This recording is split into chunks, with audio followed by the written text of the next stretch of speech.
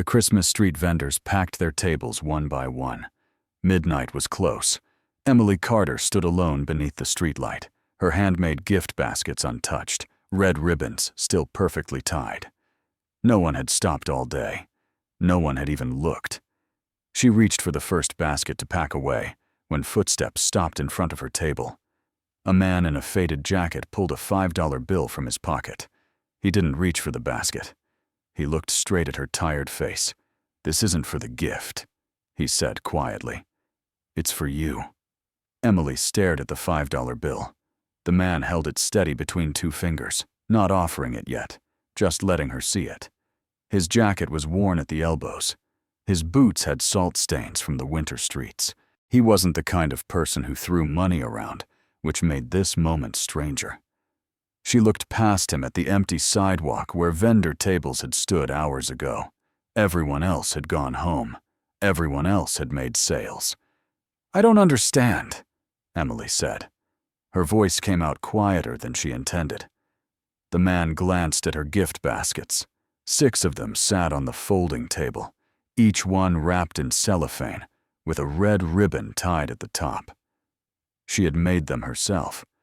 Homemade cookies in holiday shapes, small jars of hot cocoa mix with handwritten labels, peppermint sticks, a knitted bookmark, a pine-scented candle. Nothing expensive. Nothing that would change someone's life. Just careful work meant to feel like someone had thought about the person receiving it. "How much for one?" the man asked. $10, Emily said. She had practiced saying that number all week. Not $9.99, not $12. 10 felt honest. It covered her costs and left enough to matter. The man nodded. He didn't move to pick up a basket.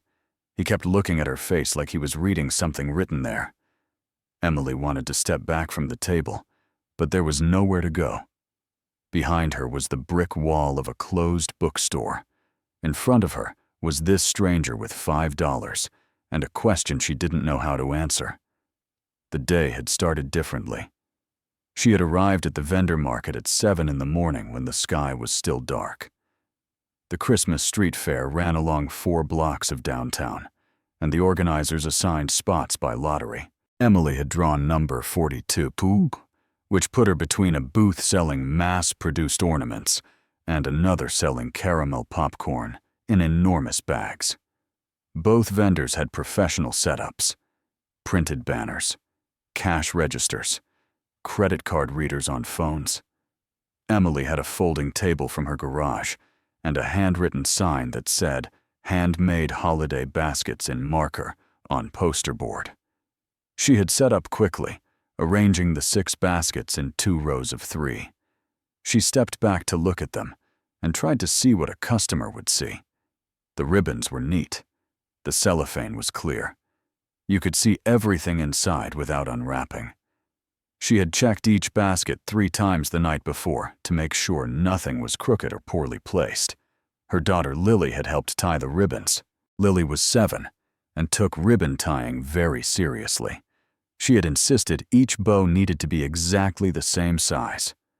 Lily was with Emily's mother today. Emily's mother lived 20 minutes away and watched Lily on weekends when Emily worked her grocery store shifts. This weekend, Emily had asked for an extra day. She hadn't explained why. Her mother would have said this was a waste of time. Her mother had a way of pointing out what wouldn't work before Emily even tried. So Emily had just said she needed Sunday free and left it at that. The first customers arrived around 8:30, families with children, couples holding coffee cups, groups of friends laughing about something that had happened the night before. They moved through this vendor aisle slowly, stopping at tables with bright displays and loud voices. The ornament seller next to Emily had a speaker playing Christmas music.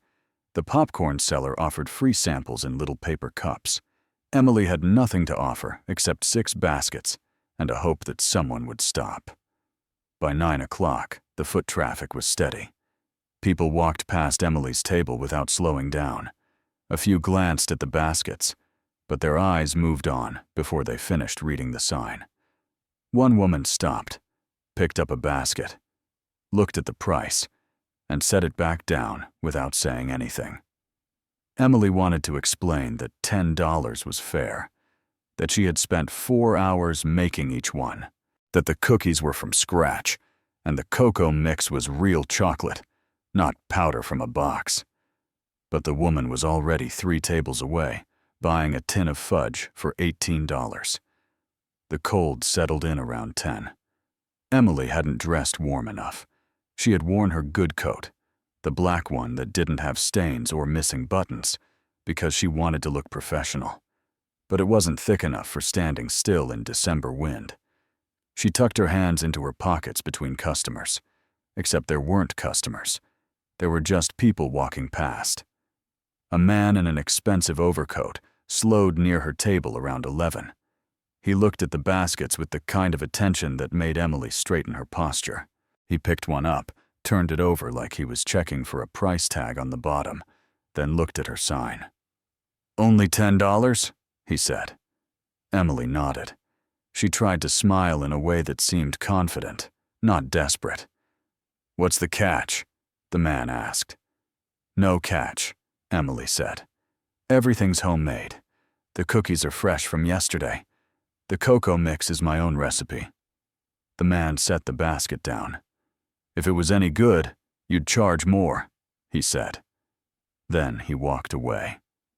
Emily felt something crack inside her chest. Not break, just crack, like ice under weight that hasn't fallen through yet.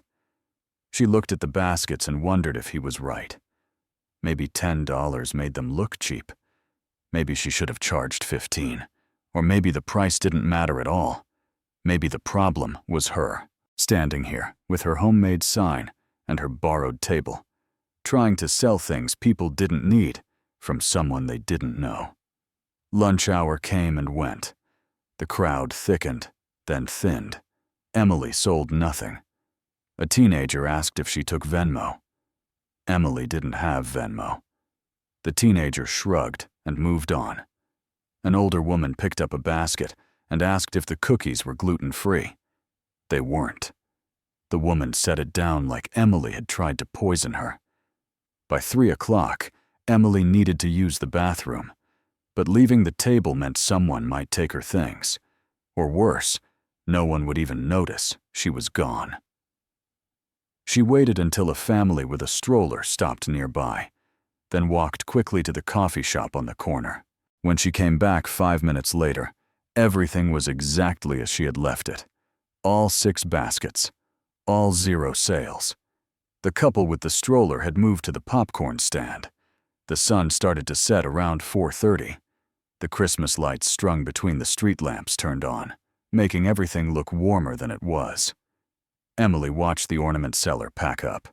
He had sold out of his inventory by 2 and spent the rest of the afternoon turning people away. The popcorn seller was running low, but staying open. People wanted popcorn. People wanted shiny glass balls. People didn't want careful work from someone they'd never see again. The market officially closed at 6, but most vendors stayed later. Customers kept coming, drawn by the lights and the music and the idea of finding one more gift before Christmas. Emily stayed too. Not because she thought she would sell anything, but because going home meant admitting the day had been for nothing. It meant looking at her daughter and explaining why Mommy's special project hadn't worked. It meant adding up the cost of the ingredients and the vendor fee and knowing she was further behind than when she started. By 9 o'clock, only a handful of vendors remained. By 10, most were packing up. Emily watched them fold their tables and load their cars. No one spoke to her. No one asked how her day went. She was just another person who had tried something and failed. The popcorn seller left at 10:30. The ornament booth had been gone since 5. Emily stood alone under the streetlight. The crowd had thinned to almost nothing. A few couples walked past on their way to bars or late dinners. No one was shopping anymore. No one was looking for handmade gift baskets from a stranger. Emily reached for the first basket.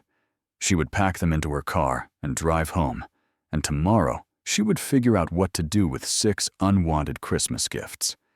Maybe her mother was right. Maybe this had been a waste of time.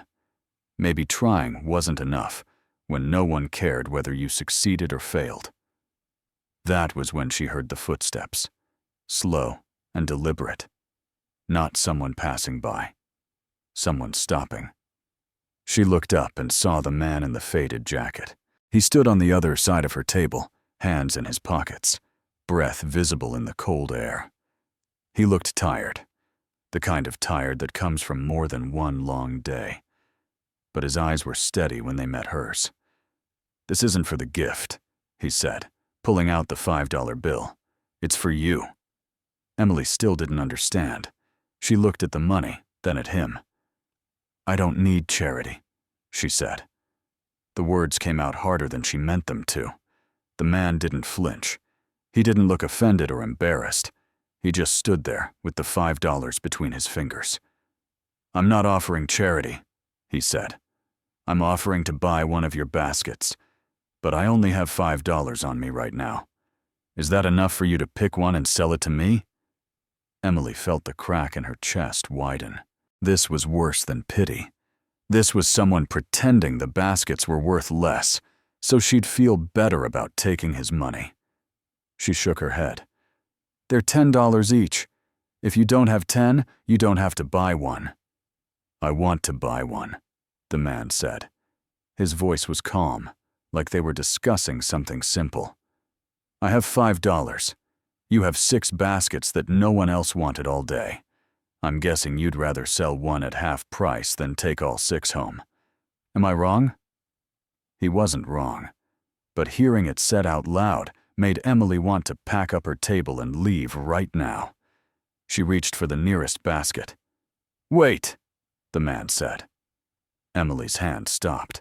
He was looking at the baskets carefully now, studying each one. Then he pointed to the basket in the back corner. "That one," he said. "The one with the green ribbon." Emily blinked. All the ribbons were red. She had bought 10 yards of red satin ribbon specifically for these baskets. "They're all red," she said. The man looked again. Then something changed in his expression. Not quite a smile, more like a recognition of something he had missed. "You're right," he said. "My mistake.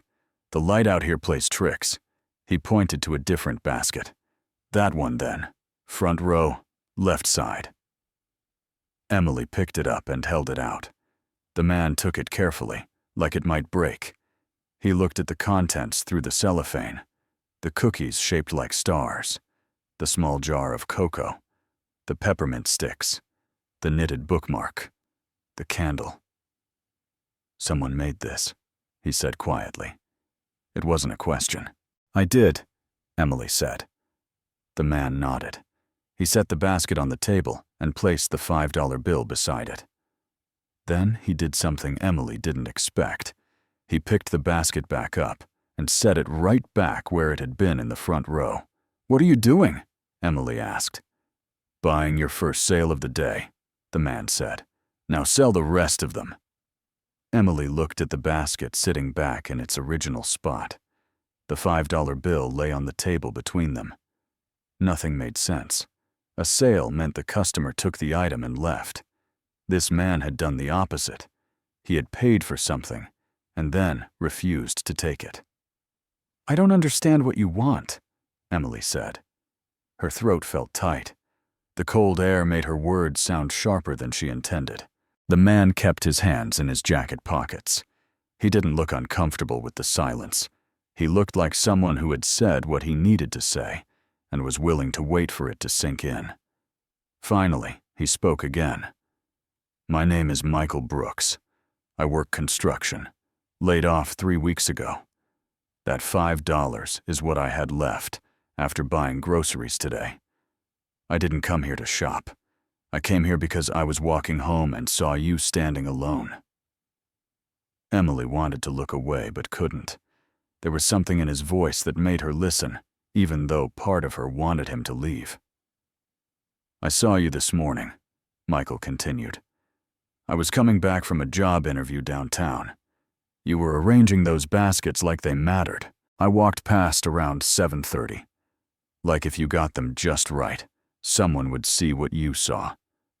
I walked past, and I saw your face. You weren't selling baskets. You were trying to prove something to yourself." The crack in Emily's chest spread wider. She shook her head. "You don't know anything about me." "I know you spent all day standing here," Michael said. "I know no one stopped. I know you're still here at almost 11 at night, because going home empty-handed feels worse than freezing on a street corner. I know that, because I spent 2 years doing the same thing. Different product. Same feeling." Emily's hands were shaking. She didn't know if it was from the cold or from something else. "What did you sell?" she asked. "Custom furniture," Michael said. "Built it in my garage. Had a booth at the weekend market on the east side. Sold exactly nothing for 8 months. Then one day, someone bought a coffee table. Not because it was beautiful. Because they watched me sand it for 3 hours and decided anyone who cared that much deserved a sale." He pulled one hand from his pocket and gestured at the baskets. "You didn't make these to get rich. You made them because you needed to make something that mattered, something someone would choose. I'm not buying this basket because I need cookies or cocoa. I'm buying it because you need to know that what you made has value, and $5 is what I have, so that's what I'm giving." Emily felt heat behind her eyes. She blinked hard. "That's pity," she said. "No," Michael said. The word came out firm, but not angry.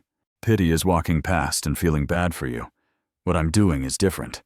I'm standing here telling you that you're worth more than how today went. That basket is worth more than 0 sales.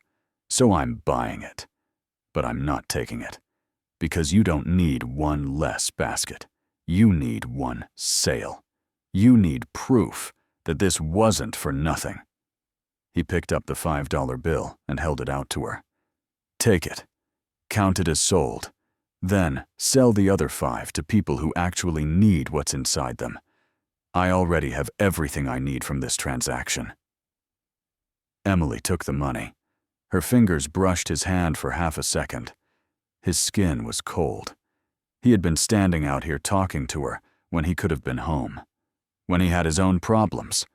When $5 probably meant something to him. She folded the bill and put it in her coat pocket. "Why green ribbon?" she asked. "You said the basket with the green ribbon, but they're all red." Something shifted in Michael's expression. Not quite sadness, more like an old ache that had learned to stay quiet. "My daughter's favorite color is green," he said. "She's with her mother this Christmas. I'm supposed to see her next week. I thought maybe if I brought her something in a green basket, she'd know I was thinking about her. But red works too. Red is Christmas. She'll understand." Emily's throat closed. She looked at the baskets with new eyes. 6 identical arrangements wrapped in red ribbons. She had made them thinking about what people wanted. What would make someone feel special? She had pictured families opening them together, couples giving them as gifts. She had never pictured a father trying to hold on to a daughter through a ribbon color that wasn't even there. "I can change the ribbon," Emily said. The words came out before she thought them through. "I have more ribbon at home, different colors. If you come back tomorrow, I can have one ready with green." Michael shook his head. "I told you. I'm not taking this one. Sell it to someone who needs it. I'll find something else for my daughter. She's 7. She's happy with anything that comes from me. I could bring her a rock and she'd put it on her shelf." 7. The same age as Lily. Emily wondered if Michael's daughter also took ribbon tying seriously.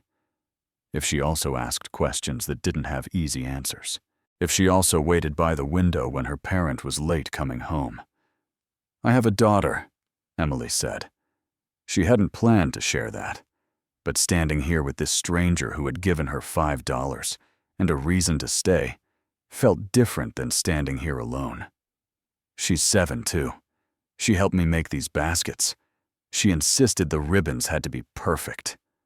Michael smiled. It was small and brief, but real. "Then she'd get along with my Kate. Kate once made me retie a shoelace 6 times because the loops weren't even. She has very high standards for a 7-year-old. Kate.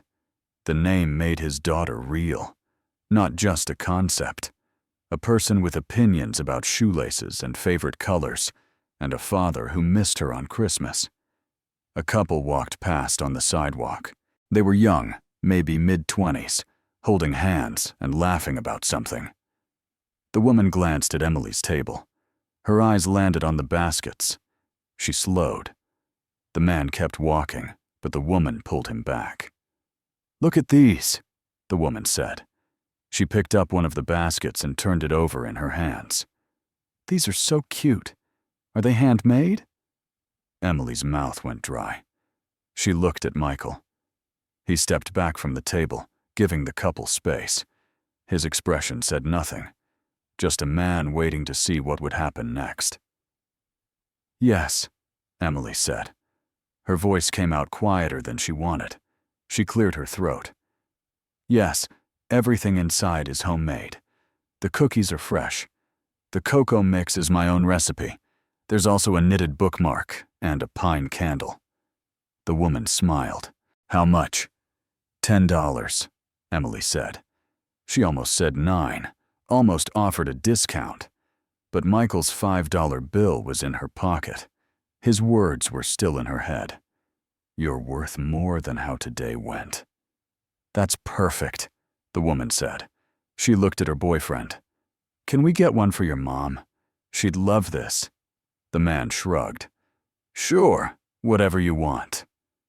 The woman handed Emily a $10 bill. Emily took it and gave her the basket. The woman tucked it under her arm and walked away with her boyfriend.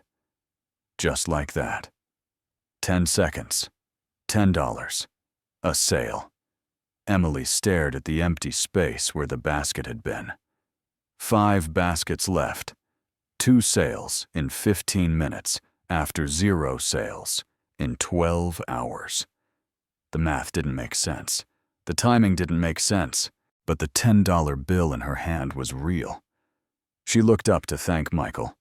He was already walking away. His hands were back in his pockets, his shoulders hunched against the cold. He didn't look back. "Wait!" Emily called out. Her voice carried farther than she expected. Michael stopped, but didn't turn around. "I don't even know your last name." "Brooks," he said over his shoulder. "Michael Brooks. Good luck with the rest." Then he kept walking. Emily watched until he turned the corner and disappeared. The streetlight where he had been standing looked emptier than it had before, like something that mattered had left and wasn't coming back. She turned her attention back to the table. 5 baskets. $11 in her pocket if she counted the 5 from Michael. $60 if she sold them all. Not enough to change her life, but enough to matter. Enough to make today something other than a failure. 2 women in their 50s stopped at the table.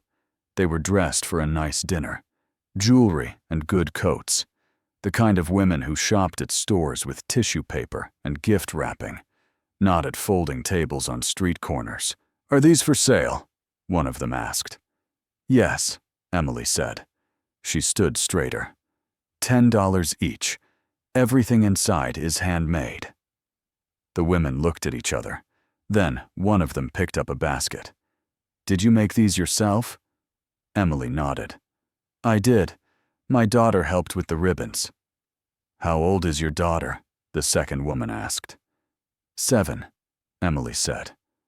The woman smiled. "I have a granddaughter who's 7. She'd love helping with something like this." She picked up another basket.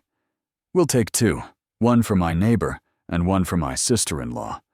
Neither of them needs anything, but this feels more personal than another candle from the department store." Emily took their $20. 2 more baskets gone. 3 left. She watched the women walk away, discussing where they had parked their car. They hadn't bought out of pity. They had bought because they wanted what she had made. The difference felt enormous. A man in a business suit walked up. He looked like he was coming from a late office party. His tie was loose. His coat was unbuttoned. He picked up one of the remaining baskets without asking the price. "You make these?" he asked. "Yes," Emily said. "Good," the man said. He pulled out his wallet and handed her a 20. "Keep the change. My assistant loves this kind of thing. Saves me from thinking of something myself." Emily tried to give him $10 back. The man waved her off. "Keep it. Merry Christmas." Then he walked away with the basket under his arm like he had just bought printer paper. 2 baskets left. $31 in her pocket if she counted all of it. 41 if she counted the tip as real money and not just luck. The street was quieter now. Past 11. Most of the bars had their last call crowds gathered outside. The restaurants were closing. A few people still walked past, but they weren't shopping. They were going home. Emily looked at the 2 remaining baskets. She could pack up now. She had made sales. Plural. She had proven something. But packing up meant going home with 2 baskets unsold. It meant telling Lily that 4 out of 6 was good enough. It meant accepting that partial success was the best she could hope for. She thought about what Michael had said. "You're worth more than how today went." He hadn't said she was worth more than 4 sales. He had said she was worth more than how the whole day had gone. The whole day. Not just the parts that worked out. A teenager walked up to the table. She looked about 16. Her coat was too thin for the weather. Her hands were red from the cold. She stared at the baskets like they were something she wanted, but couldn't have. "How much?" the girl asked. $10, Emily said. The girl's face fell. She reached into her pocket and pulled out a handful of coins and crumpled bills. She counted it twice. "I have $7.35, she said quietly. "Is that enough?" Emily looked at the money in the girl's hand. $7.35. Probably everything she had. Probably meant for something else. But she was standing here at 11 at night, looking at a gift basket like it mattered. Emily thought about Michael's $5, about the principle of the thing, about whether value was fixed or flexible, about what she was really selling. "$7.35 is perfect," Emily said. She picked up one of the baskets and handed it to the girl. "Who's it for?" The girl's face lit up. "My foster mom. She's been letting me stay with her since October. She says I don't have to get her anything for Christmas. But I want to. She's the first person who's been nice to me in a long time." Emily took the $7.35. The coins were warm from being held in the girl's pocket. "She's lucky to have you," Emily said. The girl smiled. It was the kind of smile that didn't come easily. "Thank you," she said. Then she walked away, holding the basket carefully with both hands. 1 basket left. $38.35 in Emily's pocket. 1 basket that had sat on this table for 12 hours without anyone wanting it. 1 basket that now felt different than it had this morning. Emily picked it up and looked at it closely. The cookies inside were stars and trees. The cocoa jar had a label that said "Made with Love" in Lily's careful printing. The peppermint sticks were crossed like candy canes. The knitted bookmark had a pattern Emily had learned from a YouTube video. The candle smelled like Christmas trees in a way that made her think of better years. She set the basket back down. Then she did something she hadn't done all day. She stood behind the table and looked at the empty street like she was waiting for someone specific. Not just anyone. Someone who needed exactly what she had left. A woman came around the corner 20 minutes later. She was older, maybe 60. She walked slowly, like her knees hurt. She carried 2 shopping bags that looked heavy. She saw Emily's table and stopped. "You're still open?" the woman asked. She sounded surprised. "I have 1 basket left," Emily said. $10. The woman set down her shopping bags. She picked up the basket and held it close to her face to read the label on the cocoa jar. "Your daughter made this label?" she asked. "She did," Emily said. "How old?" 7. The woman nodded. She set the basket down and pulled out her wallet. She counted out exact change. $10 in ones. "I'm buying this for myself," the woman said. "I live alone. My kids are grown. They send cards, but they don't visit. I'm spending Christmas by myself this year. So I'm going to take this home and make the cocoa and eat the cookies and pretend someone made them for me, special. Because that's what it feels like when I look at this. Like someone cared." Emily took the $10. Her hand shook when she handed over the basket. "Someone did make it for you special," she said. "I made it hoping someone would see what I put into it. You're the person I was hoping for." The woman smiled. She picked up her shopping bags and the basket. "Merry Christmas," she said. "Merry Christmas," Emily said. Then the woman walked away, and Emily stood alone at her empty table with $48.35 in her pocket.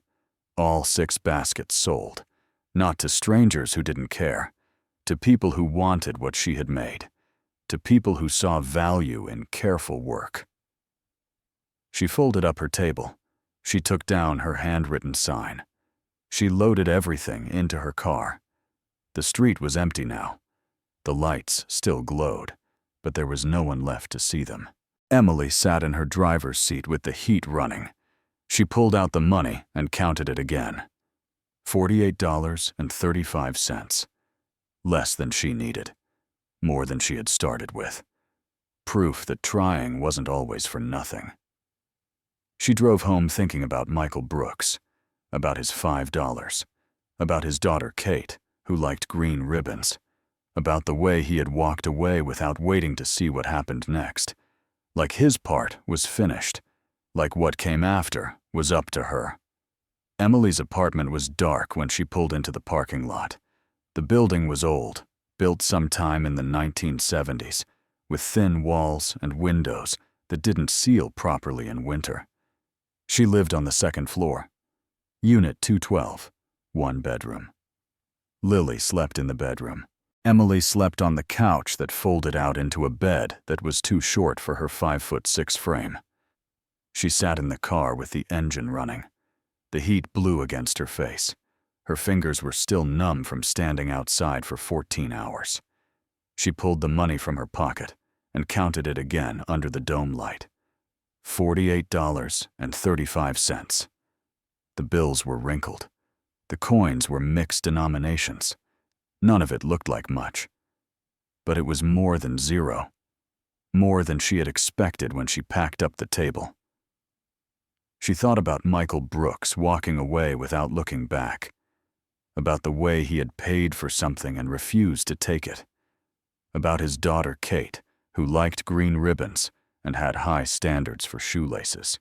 About the fact that he had spent his last $5 on a stranger because he remembered what it felt like to stand alone with something no one wanted. Emily turned off the car and got out. She carried the folding table under one arm and the empty basket container in the other hand. The stairs up to her apartment were concrete and metal.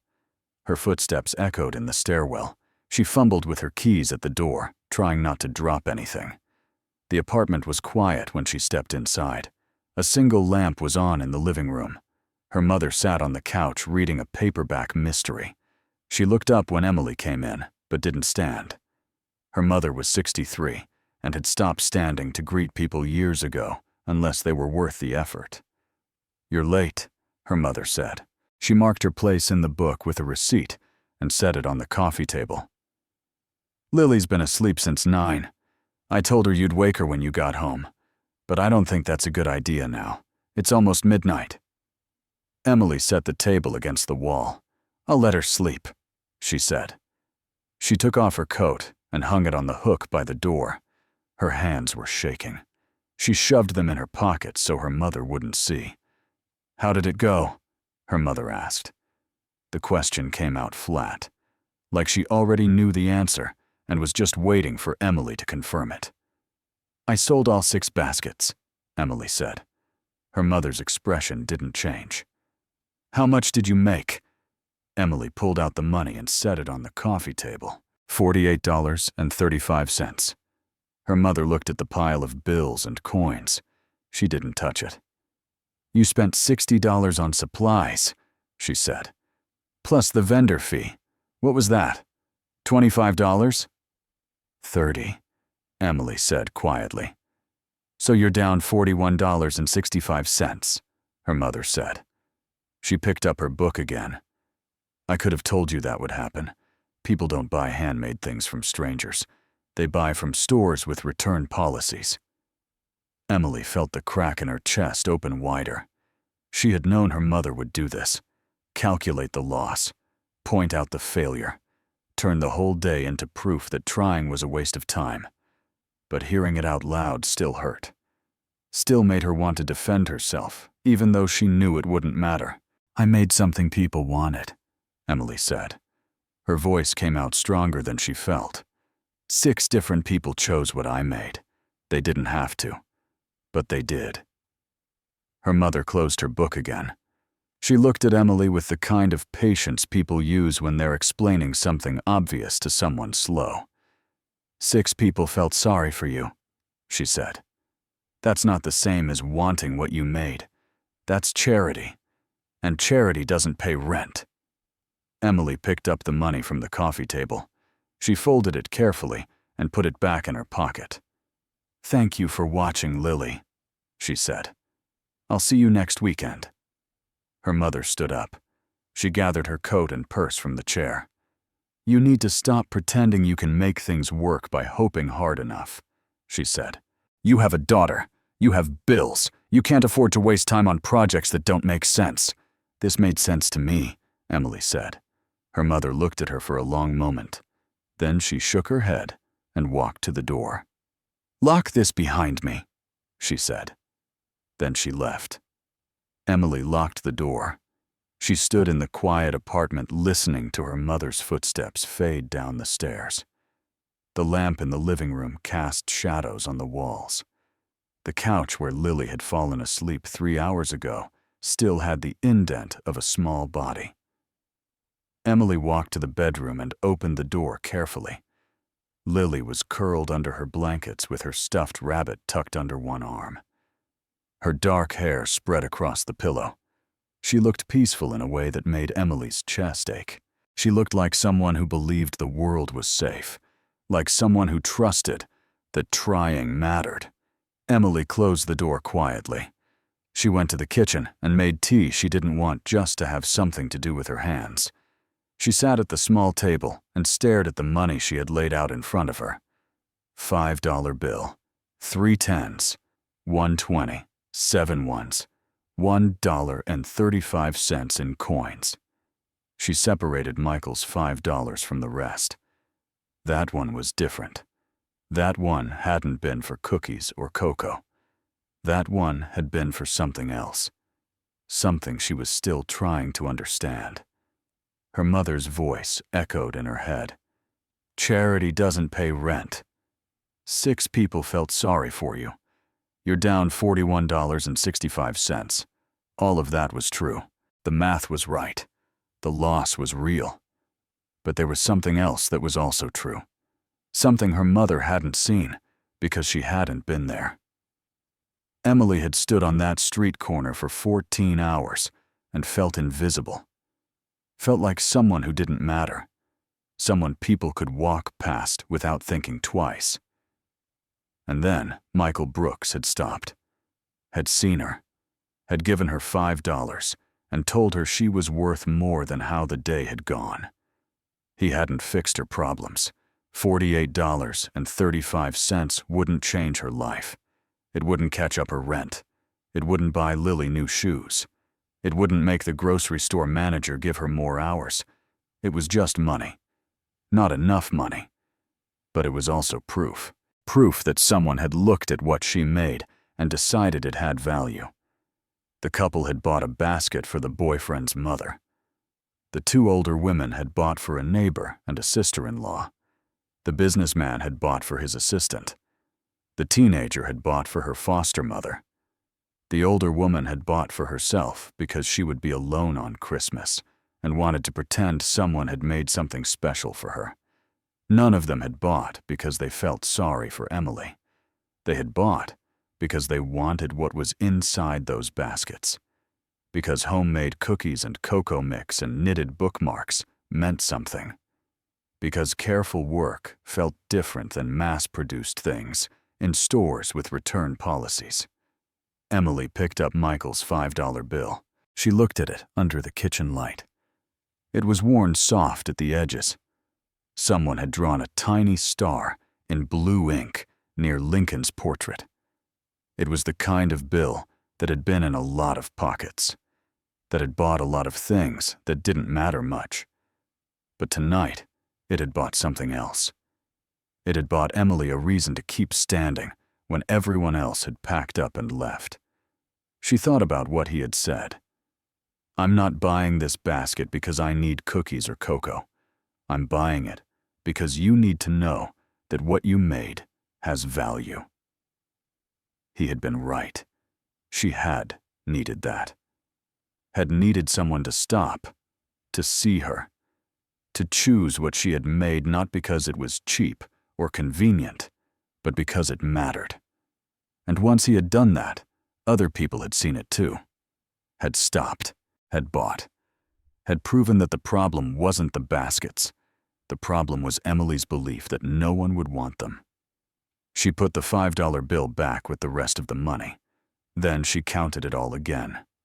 $48.35. A net loss of $41.65. Her mother was right about the math, but her mother was wrong about what it meant. Emily had spent 14 hours learning something more valuable than $60. She had learned that her value didn't depend on how many people walked past. It depended on whether she believed what she made was worth stopping for. And tonight, after Michael Brooks had given her $5 and walked away, she had stood straighter, had spoken clearer, had sold 5 more baskets to people who wanted them. That was worth $41.65. That was worth standing in the cold until midnight. That was worth trying again. She folded the money and put it in an envelope. She wrote Lily's name on the front. Tomorrow she would take her daughter to the store and let her pick out something she wanted for Christmas. Something small. Something that would fit inside $48.35. And she would tell Lily that the baskets they made together had sold, all 6 of them, to people who saw what they had put into them. She wouldn't tell Lily about the man who paid $5. Not yet. Maybe not ever. Some things were too complicated to explain to a 7-year-old, but someday, when Lily was older, Emily would tell her about the night someone stopped when everyone else had walked past, about how that one person had changed everything, not by fixing her problems, but by reminding her that she was worth being seen.